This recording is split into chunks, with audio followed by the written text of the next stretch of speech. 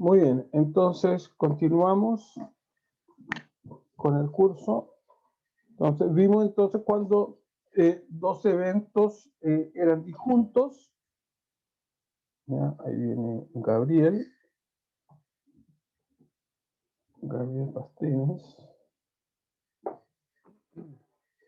Dijimos que dos eventos entonces eran disjuntos si su intersección era igual al vacío.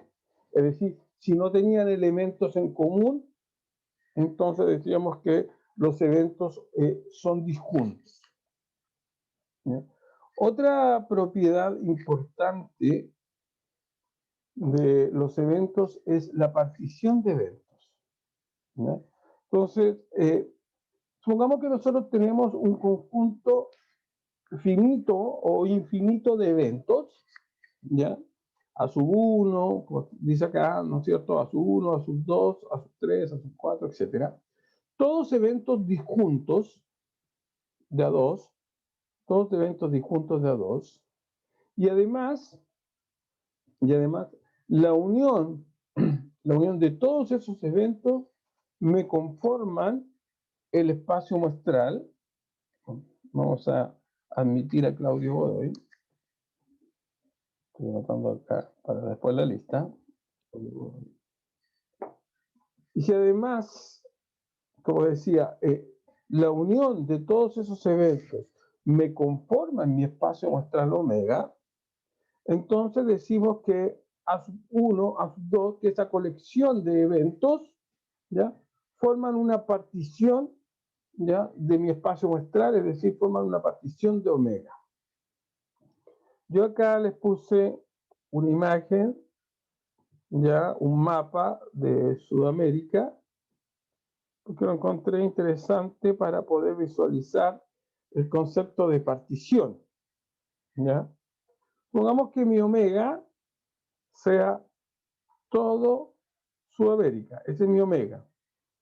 Y cada uno de estos países son espacios, son eventos. Si ustedes se dan cuenta, estos eventos, si lo tomo de A2, por ejemplo, Chile con Argentina, su intersección es vacía, ¿ya? Porque están las fronteras. Si tomo Argentina con Bolivia, siempre se toman de A2. También su intersección es vacía. Si tomo Chile con Brasil, su intersección es vacía, es decir, no hay elementos comunes entre Chile y Brasil. Entonces, o Brasil con Venezuela, o Argentina con Bolivia, etc. ¿Ya? Son todos elementos son todos eventos que son disjuntos, es decir, que su intersección es vacía. Y además, si unimos todos estos países, ¿ya? Unimos todos estos países, entonces conformamos efectivamente el mapa de Sudamérica, es decir, conformamos omega. Por lo tanto, este mapa formaría una partición, ¿no es cierto? Pero no este mapa, sino los países, ya, que serían mis eventos, formarían una partición de Sudamérica. ¿Sí? Ahí tenemos entonces cuando estamos en presencia de una partición. Ya, eso lo vamos a utilizar luego cuando tengamos que hacer algunos cálculos de probabilidades. ¿Ya? Aquí hay un ejemplo, determinar si esa familia de eventos, definida de esta forma, ¿no es cierto?, forma una partición para omega. Eso se lo dejo a ustedes de ejercicio. Muy bien, ya visto algunos elementos fundamentales, vamos a ver ahora cuáles son los fundamentos axiomáticos que definen una probabilidad. ¿Ya? Entonces, a estos se le llaman fundamentos axiomáticos porque son axiomas, ¿ya? Son axiomas. Entonces, vamos a definir un sigma álgebra, ¿ya? Un sigma álgebra. Entonces, para esto nosotros vamos a tener una colección de subconjunto de omega, ¿ya? Es decir, tengo mi omega y sobre ese omega yo defino una colección de subconjuntos de omega. Es decir, son como eventos de omega. ¿Ya? Eventos de omega. Yo tengo una colección de eventos de omega. Y vamos a decir que esa colección de eventos de omega forman un sigma álgebra, ¿ya? O se llamará un sigma álgebra, al cual lo vamos a denotar con esa letra B, así media cursiva, si cumple tres propiedades. ¿Ya? Primera propiedad, que el conjunto vacío pertenezca a esta colección de subconjuntos. ¿Ya? El conjunto vacío pertenezca a ese B. Segunda condición, que si A está en B, entonces su complemento también está en B. A eso se le denomina que B es cerrado bajo el complemento. Concepto de cerradura. ¿Ya? Si A está en B, entonces su complemento, es decir, A complemento también está en B. Y tercero, si la colección de subconjuntos está en B, entonces la unión de esos subconjuntos está en B. A eso se le dice que es cerrado para o bajo uniones contables. Si ocurre eso, si ocurren esas tres condiciones, entonces vamos a decir que B, este B de acá, es un sigma álgebra. ¿Ya? ¿Cuál es la importancia del sigma álgebra? La importancia del sigma álgebra es que cuando yo calculo probabilidades, lo que hago es tomar un sigma álgebra, es decir, un conjunto, ¿ya? O un subconjunto de mi espacio muestral y sobre eso calculo mis probabilidades. Pero para poder calcular probabilidades, primero debo definir, ¿no es cierto? Debo definir la función de probabilidad. Y para eso nosotros utilizamos lo que se llama los axiomas de Kolmogorov. ¿Ya? Los axiomas de Kolmogorov. Entonces, si nosotros tenemos un espacio muestral, omega, asociado a un sigma álgebra, ¿ya? Y una colección de eventos A sub i de omega, entonces nosotros podemos definir una función P, ¿ya? Una función P asterisco en este caso, porque puede ser una función P de algo, ¿ya? Y vamos a decir que esa función P es una función de probabilidad si satisface tres condiciones. ¿Ya? Si satisface tres condiciones. La primera condición es que la función P de A, donde A es un evento de mi espacio muestral, es positiva o cero. ¿Ya? Por lo tanto, la función P de A no puede ser una función cuya imagen sea una imagen negativa. ¿Ya? La segunda condición es que la función P de omega, es decir, de todo el espacio muestral, tiene que ser 1. ¿Ya? Y la tercera condición es que si yo tengo una colección de eventos disjuntos, es decir, disjuntos de A2, es decir, que dado dos eventos cualquiera, el A1 y el A2, su intersección es vacía, entonces la función P de la unión de esos eventos disjuntos es igual a la suma de la función P de cada uno de los eventos. Si ocurre estas tres cosas, si tiene estas tres propiedades, esa función P, ¿ya?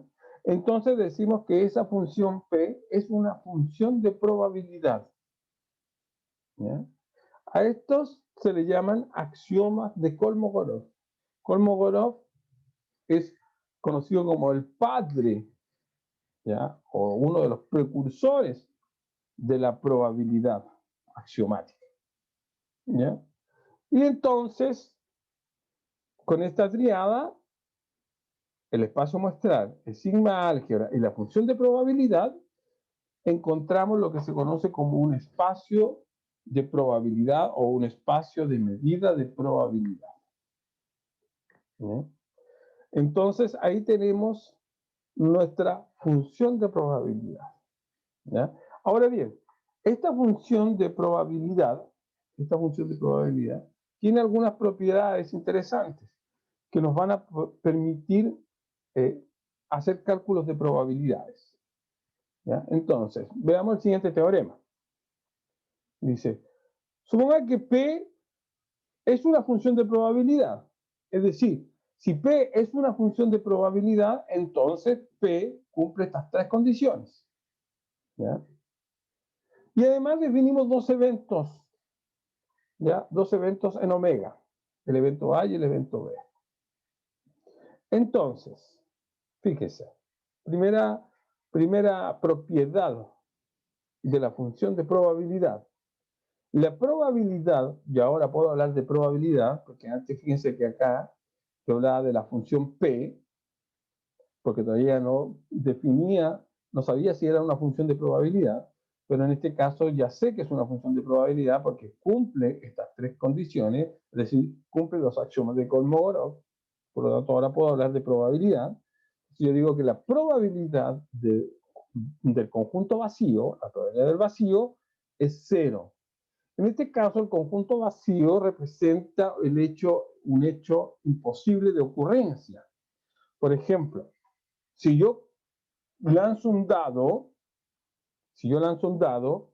de 6 caras, que va desde el 1 hasta el 6, y pido calcular la probabilidad de que al lanzar un dado me salga el número 10, entonces obviamente esa probabilidad es cero. ¿Por qué? Porque el conjunto del número 10 no existe, por lo tanto es vacío. Por eso la probabilidad del vacío es cero. ¿Ya? Es un evento imposible. ¿Ya? Es un evento imposible. Segunda propiedad, la probabilidad de cualquier evento A, siempre es menor o igual que 1. Fíjense que los axiomas de Kolmogorov, el primer axioma me dice que la probabilidad de A siempre tiene que ser mayor o igual que 0.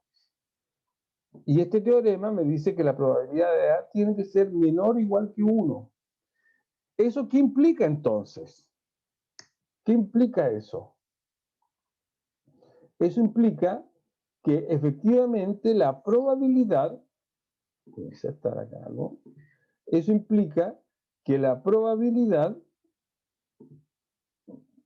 si me permiten, ahí, lo que implica entonces que 0, ¿no es cierto?, es menor o igual que la probabilidad de A,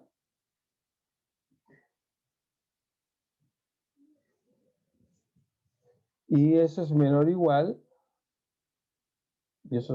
que 1. Es decir, lo que está diciendo esto, en concordancia con el primer axioma de Kolmogorov, es que la probabilidad siempre es un número de cualquier evento, fíjense, la probabilidad de cualquier evento A, siempre es un número que está entre 0 y 1. ¿Ya? Siempre es un número que está entre 0 y 1. La probabilidad me puede darme 0, en el caso de que el evento A sea sea vacío, o me puede dar 1 en el caso, de que el evento A sea omega, o me puede dar cualquier número entre medio. ¿Ya? Lo importante es que no me puede dar una probabilidad, por ejemplo, negativa, y tampoco me puede dar una probabilidad mayor que 1. Si yo calculo la probabilidad y me dice que la probabilidad de un evento A es 1,7, entonces estoy mal. Hice un cálculo mal hecho. La probabilidad siempre va entre 0 y 1. Mientras más cerca estoy del 1, es más probable que ocurra el evento. Mientras más cerca estoy del 0, es menos probable que ocurra el evento. ¿Ya? La tercera propiedad me dice que la probabilidad del complemento de A, yo lo puedo calcular como 1 menos la probabilidad de A. Es decir, si a mí me piden calcular la probabilidad del complemento, ¿ya? yo puedo hacer esta igualdad y puede que sea más simple calcular la probabilidad del evento A. Por lo tanto, sería 1 menos la probabilidad del evento. Y después vienen algunas propiedades. La probabilidad de B inter A complemento es igual a la probabilidad de B menos la probabilidad de A inter B. La probabilidad de A unión B es igual a la probabilidad de A más la probabilidad de B menos la probabilidad de la intersección. Y la última me dice que si A está contenido en B, entonces la probabilidad de A va a ser menor que la probabilidad de B. Acá tenemos entonces 6 propiedades ya de la función de probabilidad. Pero bien, hasta aquí hemos visto algunas definiciones básicas, hasta aquí hemos visto algunos tipos de propiedades de los eventos, definimos la función de probabilidad y vimos algunas propiedades de la función de probabilidad. Pero todavía no hemos visto el cálculo de la probabilidad, ¿ya? Entonces vamos a ver cómo calcular probabilidades, ¿ya? Pero en la primera parte vamos a ver probabilidades laplacianas o probabilidades. Acá. Probabilidad laplaciana. ¿Cómo calculamos esa probabilidad? Entonces, fíjense. Yo tengo mi espacio de probabilidad. Ya tengo mi espacio de probabilidad, que es esa triada, ¿no es cierto? Omega, es decir, el espacio muestral, B, que es mi sigma álgebra, y P, que es mi función de probabilidad. Tengo esa triada, ese espacio de medida de probabilidad, y además defino un evento cualquiera, un evento A que está obviamente en ese omega. Entonces, si el evento es equiprobable, y está en rojo el concepto de equiprobable, que sea equiprobable significa que cada uno de los eventos que yo quiero calcular tienen exactamente la misma probabilidad. Entonces, si ocurre eso, y solo si ocurre eso, entonces yo puedo definir la probabilidad, ¿ya? La probabilidad de Laplace, ¿no es cierto? Como un cociente la cardinalidad, entre la cardinalidad del evento A y la cardinalidad del espacio muestral, donde la cardinalidad es el número de elementos que conforman el evento A y la cardinalidad de omega es el número de elementos, ¿ya? El número de elementos de mi espacio muestral, ¿ya? De mi espacio muestral. Si los eventos no son equiprobables, entonces esta fórmula no me permite calcular probabilidades. Y ahí lo que uno hace es utilizar algunas otras técnicas de cálculo de probabilidades, ¿ya? En otras palabras, cuando los eventos son equiprobables, por ejemplo, si yo lanzo un dado, esos eventos son equiprobables. ¿Por qué? Porque la probabilidad de que me salga el 1 al lanzar un dado es igual a la probabilidad de que me salga el 2 y es igual a la probabilidad de que me salga el 3 y es igual a la probabilidad de que me salga el 4, el 5 y el 6. En ese caso, estoy en presencia de equiprobabilidad. Por lo tanto, para calcular probabilidades sobre el lanzamiento de un dado, yo puedo usar esta forma. ¿Ya? Yo puedo usar esta forma. Supongamos que el dado estuviera cargado. Si el dado está cargado, por ejemplo, de tal forma que la probabilidad de que me salga un número par sea el doble a la probabilidad que me salga el número impar, ahí hay un dado, cargado. Por lo tanto, en ese caso, la probabilidad que me salga el 1 no es igual a la probabilidad que me salga el 2, porque la probabilidad que me salga el 2 es el doble a la probabilidad de que me salga el 1, porque el dado está cargado de tal forma que la probabilidad de par es el doble a la probabilidad de impar. En ese caso, ya no estamos en presencia de X probabilidad. ¿Ya? Por lo tanto, Laplace no me sirve para calcular probabilidades sobre ese experimento, cuando ese dado está cargado. ¿Ya? Entonces, ahí tengo la diferencia cuando estoy en presencia de X probabilidad y de no X probabilidad. Pero obviamente nosotros normalmente trabajamos en eventos X probables. ¿Ya? Acá tengo un ejemplo. Dice, se tienen 5 pacientes con obesidad mórbida. ¿Ya? 5 pacientes con obesidad mórbida.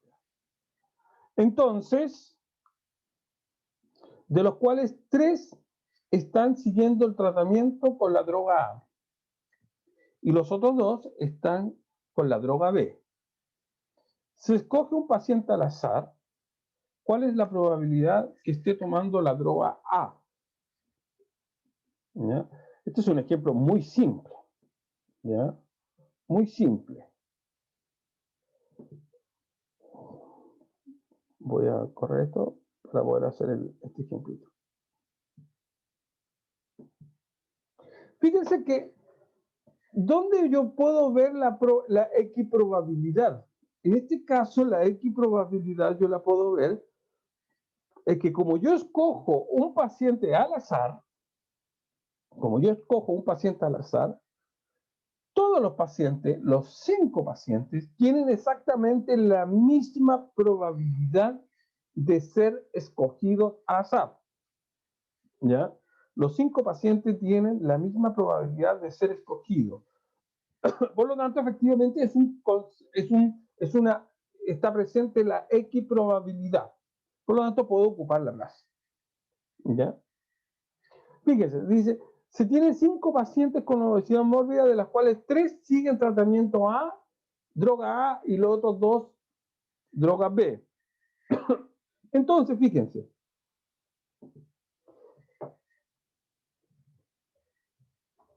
Me dice, ¿cuál es la probabilidad de que esté tomando la droga A? ¿Ya? ¿Cuál es la probabilidad de que esté tomando la droga A? Entonces veamos, ¿cuántos pacientes están tomando la droga A?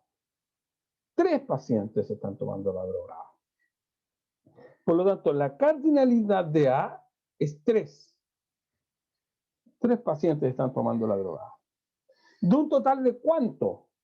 ¿Cuánto es mi espacio muestral completo? Son 5 pacientes. Por lo tanto, mi cardinalidad de omega en este caso sería 5. Por lo tanto,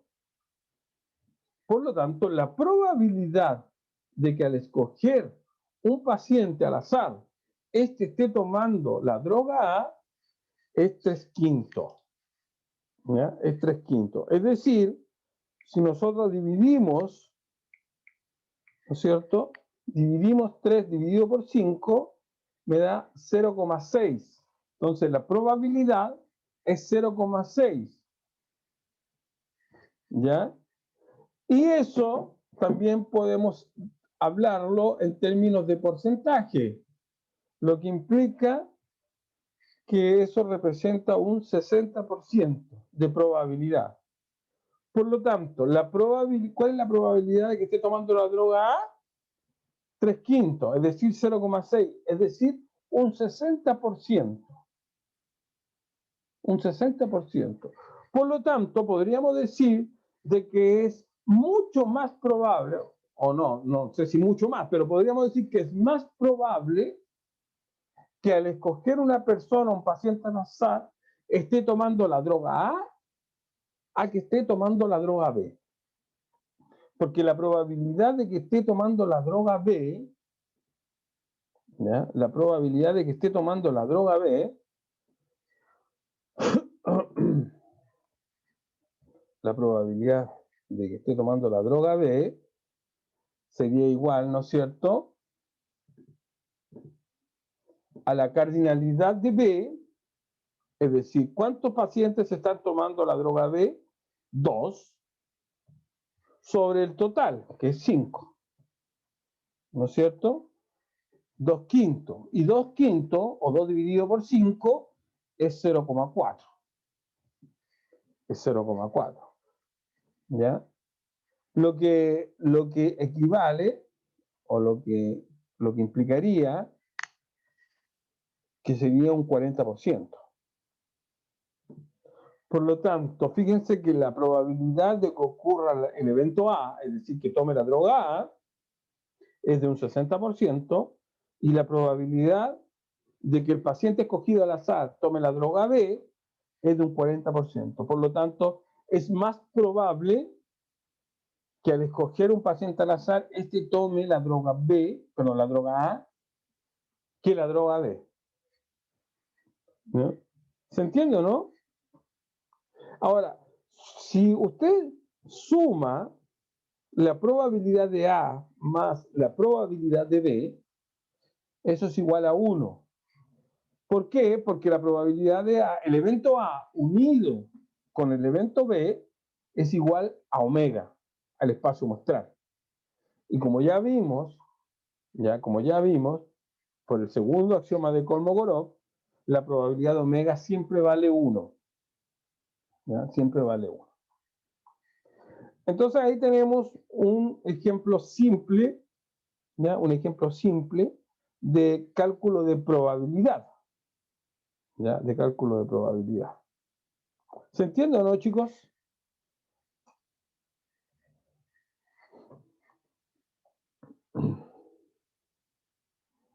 Uno aquí podría empezar a inventar algunos ejemplos simples, ¿ya? De probabilidad.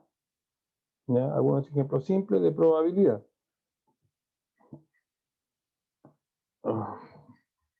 A ver. Por ejemplo, un ejemplo simple.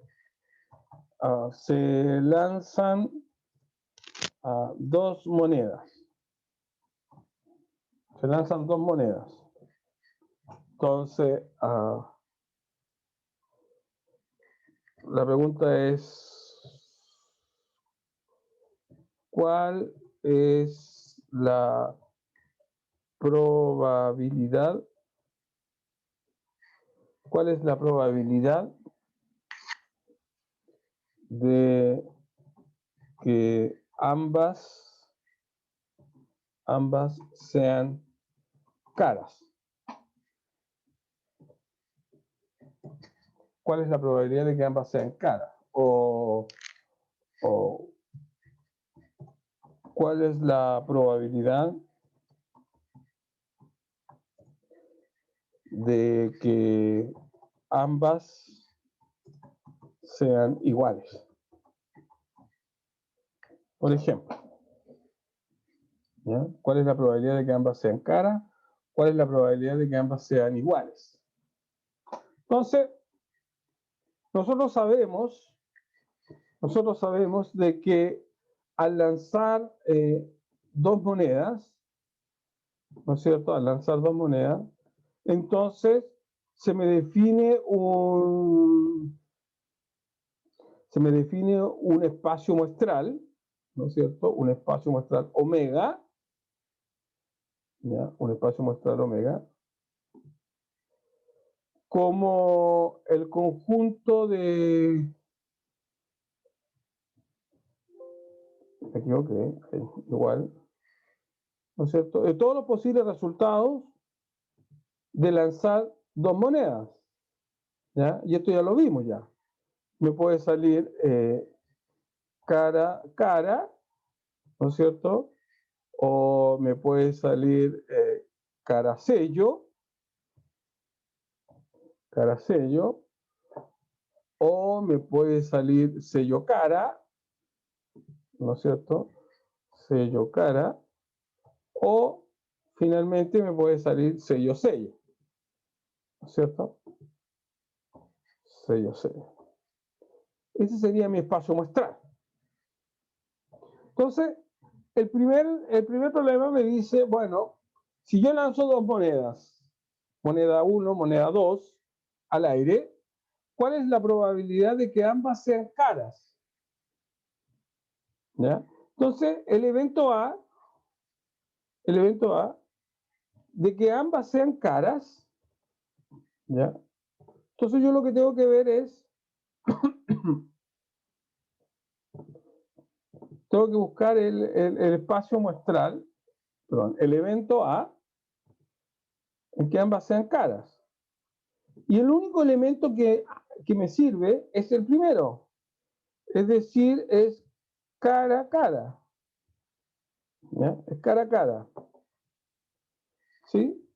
Por lo tanto, la cardinalidad del evento A, ¿no es cierto? La cardinalidad del evento A,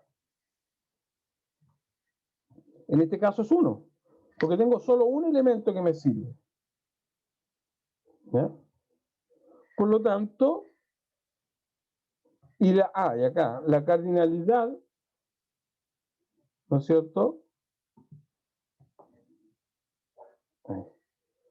Eso implica entonces que la cardinalidad del omega, ¿no es cierto? La cardinalidad de omega, en este caso, que es mi espacio muestral, ¿no es cierto? Es igual a 5. Perdón, es igual a 4. Ahí. La cardinalidad de omega es igual a 4.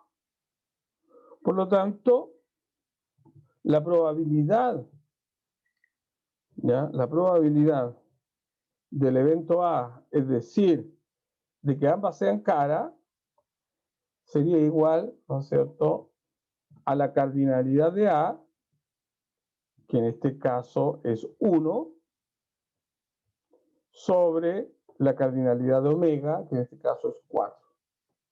Es decir, la probabilidad de que al lanzar dos monedas ambas sean caras es un cuarto, es decir, 0,25,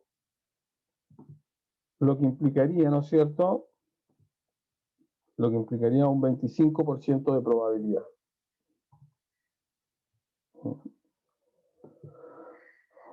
Ahí. Se me olvidó poner acá la cardinalidad.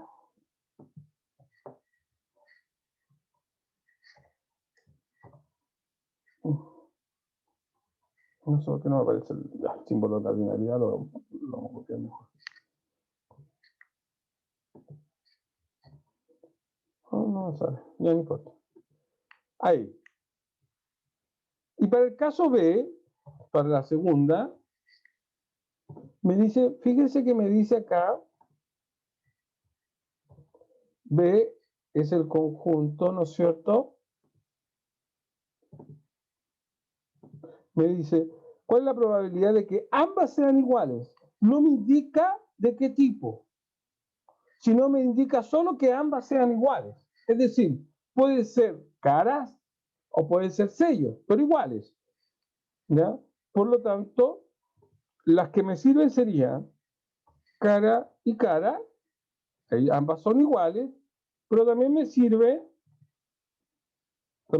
sello y sello.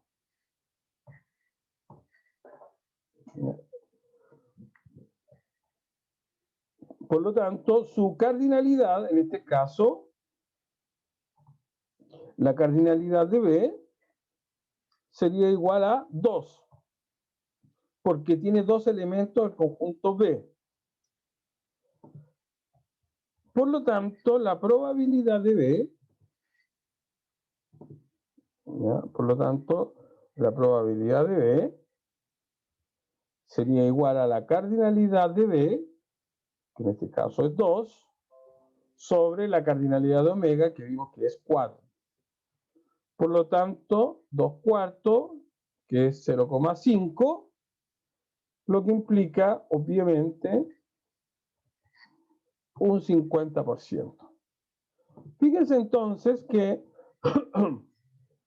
es más probable, de hecho tiene el doble de probable que salgan dos monedas, ¿no es cierto?, iguales, ¿ya?, a que salgan ambas caras.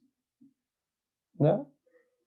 Que salgan ambas caras al lanzar dos monedas, la probabilidad es de un 25%. Y al lanzar dos monedas que salgan dos iguales, es decir, o dos caras o dos sellos, es de un 50%. ¿No? Es el doble de probable. ¿No? Muy bien. No sé si hay alguna duda o hasta aquí se entiende. ¿Sí? Parece que sí. Por mi parte está todo bien, profe. Ya, perfecto. Estamos comenzando, así que estos son problemas muy simples. Ya después, nosotros lo que vamos a ver en la próxima clase son técnicas de conteo, porque aquí, como nos dimos cuenta, es muy fácil encontrar las cardinalidades. ¿Ya? La cardinalidad tanto de omega como del evento. Pero hay veces, hay experimentos aleatorios en donde encontrar las cardinalidades no es tan simple. ¿Ya?